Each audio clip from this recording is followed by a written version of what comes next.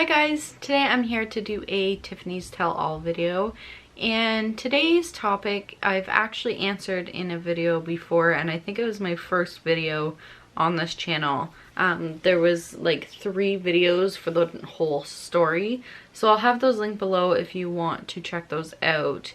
They were basically a meet us video, just explaining who we were and whatever on this channel. So today's question is, how did we find out about Makayla? What was the steps of her diagnosis, and how old was she when she was diagnosed?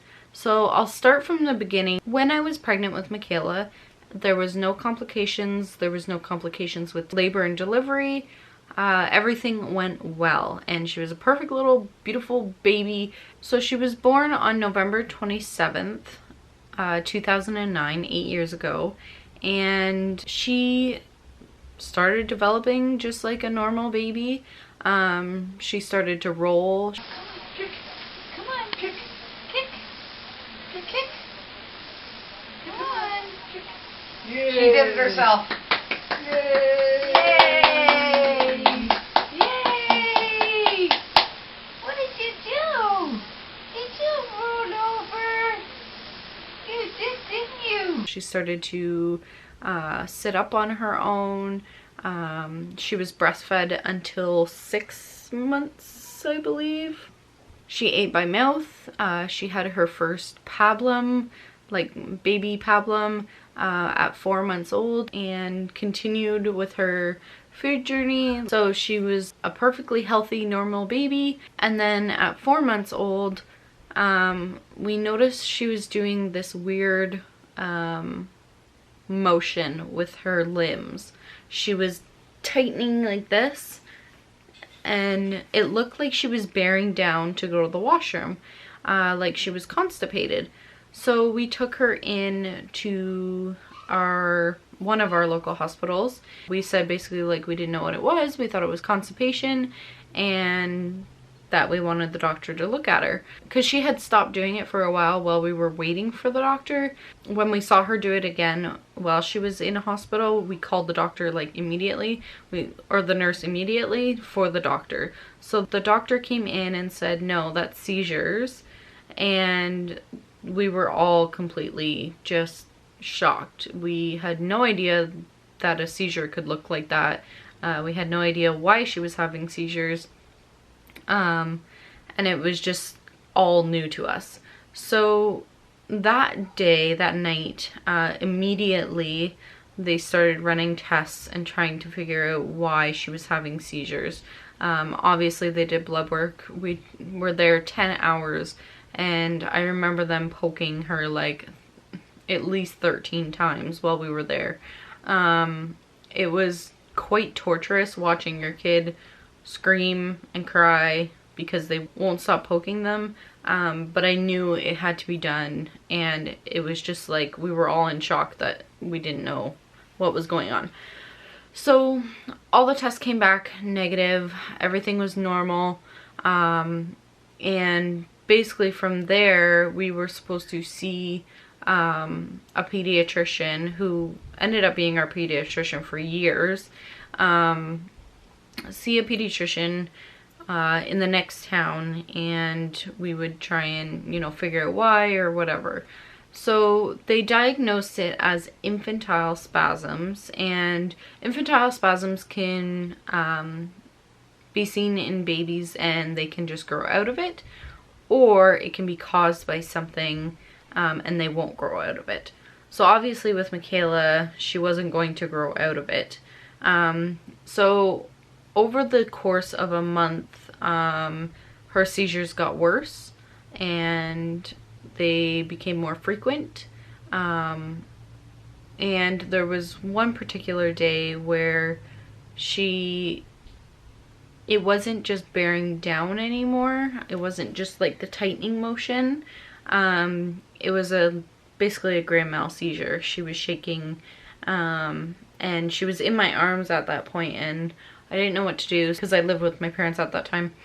I called my mom, we called 911, ended up taking her to the local emerge, and They then transferred us to Sick Kids Hospital. Cheeky bum. Yeah? You think so? You cheeky bum. Yeah.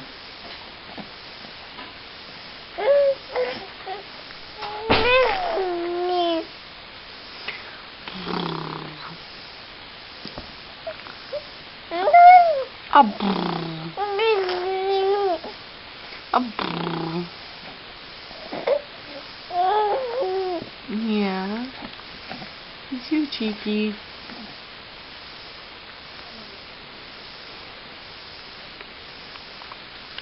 Okay, hi Makayla.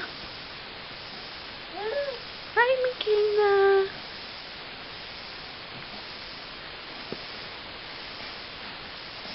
There we stayed for, I believe, 5 days, and we actually had an MRI booked for the upcoming weeks anyways at Sick Kids, so we had just gone in a little bit earlier and stayed, and they put her on medications, I believe, at that point, and she was on like phenobarbital, I believe, at the very beginning.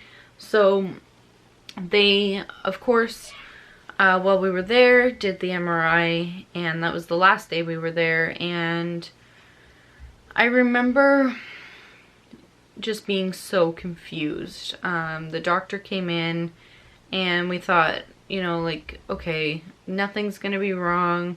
It's just infantile spasm. She's gonna grow out of it, and she's healthy, she's happy, she's growing, and nothing seemed wrong. So on that last day, when after the MRI,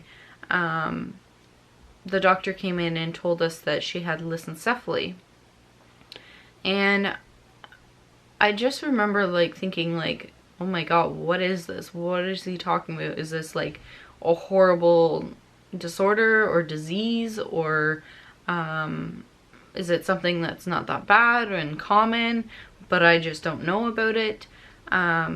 So the doctor had asked if we wanted to ask any questions, and of course at that point we had no idea what to even ask because we didn't know what it was about.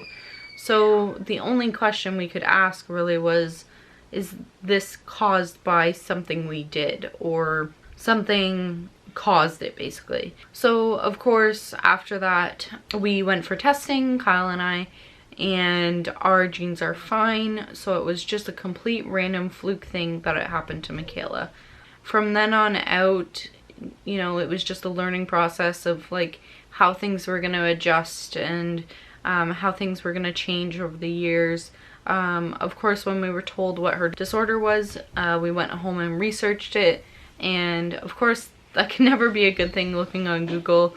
We were told what type she was. She's type 1, which is the lesser severe of the 3 disorders.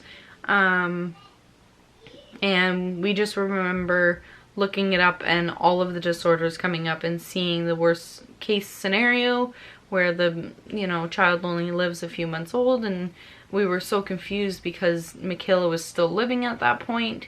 So we didn't know exactly what it meant. The next time we had an appointment, we then had all our questions. And it's just, like I said, something that we had to learn over the years. It's not something that you can just read a book on and know exactly what's going to happen, because every child is different. Makayla is different than every child out there, and it's just something that, you know, we had to go through and deal with and learn. And yeah, so that pretty much sums up the story of how she was diagnosed. I'm going to explain exactly what her disorder means in a different video, because that will be too long of a video, and then that way you guys can know a little bit more about her disorder and how it works, and how it differs from other disorders. So hopefully you learned something from this video. If you did, please give it a thumbs up, leave me a comment below, subscribe to my channel, and make sure you hit that notification button so that you're getting my videos as soon as they come out. And I will talk to you in my next video. Bye guys.